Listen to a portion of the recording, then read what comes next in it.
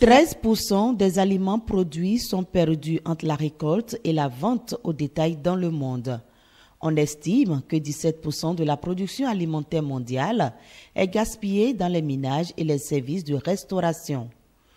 Le gaspillage alimentaire est devenu une habitude.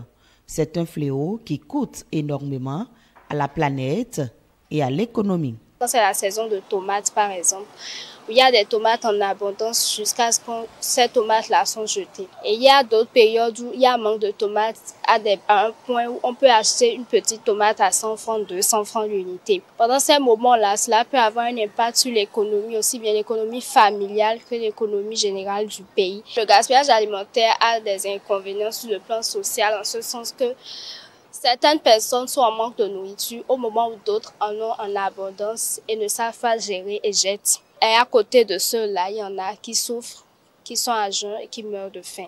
Dans le monde entier, 1,3 milliard de tonnes gaspillées représente environ 1 milliard de dollars chaque année. Le gaspillage alimentaire est responsable de 8% des émissions de gaz à effet de serre.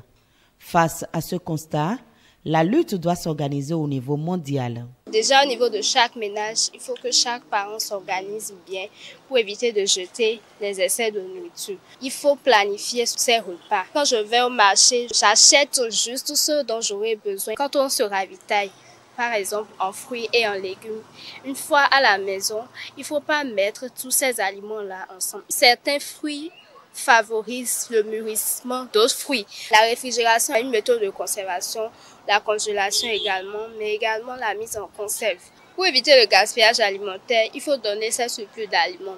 La réduction des pertes et du gaspillage alimentaire contribue à la sécurité alimentaire, favorise une alimentation saine et renforce la résilience.